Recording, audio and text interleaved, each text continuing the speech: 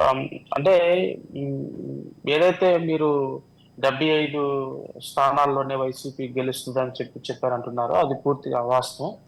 ఎందుకంటే రాష్ట్ర భవిష్యత్తుని దృష్టిలో పెట్టుకొని రేపొద్దున అంటే జగన్మోహన్ రెడ్డి గారి అంటే సామాజిక న్యాయ అంటే అందరికీ అన్ని కులాలు అంటే బీసీలకి ఎస్సీస్కి బీసీలో ఉన్నటువంటి ఆ, రకరకాల సబ్ కులాల వారికి అందరికీ ప్రాధాన్యత ఇచ్చే విధంగా అంటే అందరికీ సమన్యాయం చేసే విధంగా రాజ్యాంగ ఫలాలు అందరికీ అందాలి.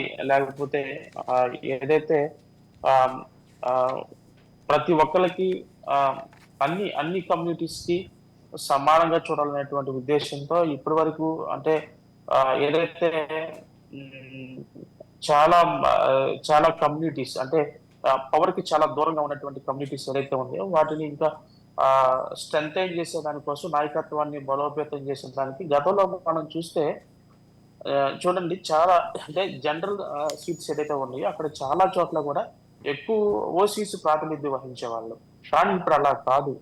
ఆ, చాలా జనరల్ సీట్లు ఏదైతే ఉన్నాయో అక్కడ చాలా మంది బీసీస్ ని ప్రోత్సహించి అక్కడ చాలా మంది బీసీలకు ఇచ్చి అక్కడ నాయకత్వాన్ని అక్కడ ఉన్నటువంటి అంటే బీసీ నాయకత్వాన్ని బలపరిచే విధంలో కానివ్వండి, ఎస్సీస్ లో కూడా ఎవరైతే ప్రజలకు అందుబాటులో ఉంటారో ఎవరైతే ఆ, ప్రజలకి నిజంగా సేవ చేస్తారో అలాంటి వాళ్ళని చూచి చాలా జాగ్రత్తగా ఈసారి ఆ ఖచ్చితంగా గవర్నమెంట్ అయితే 100% ఫామ్ చేస్తుంది. ఆ ఆ ఈక్వేషన్స్ లోనే రాష్ట్ర ప్రయోజనాలను కానీ ప్రజల యొక్క శ్రేయస్సును కానీ దృష్టిలో పెట్టుకొని మాత్రమే ఇప్పుడు క్యాండిడేట్ ని డిక్లేర్ చేస్తాం జరుగుతా ఉంది. కానీ మిగతా ఇవన్నీ ఏదో ప్రజల్లో వ్యతిరేకత ఉంది కాబట్టి క్యాండిడేట్ ని మారుస్తున్నారు ఇట్లా అవన్నీ అవాస్తవాలు అపోహలు మాత్రమే అండి ఇక్కడ.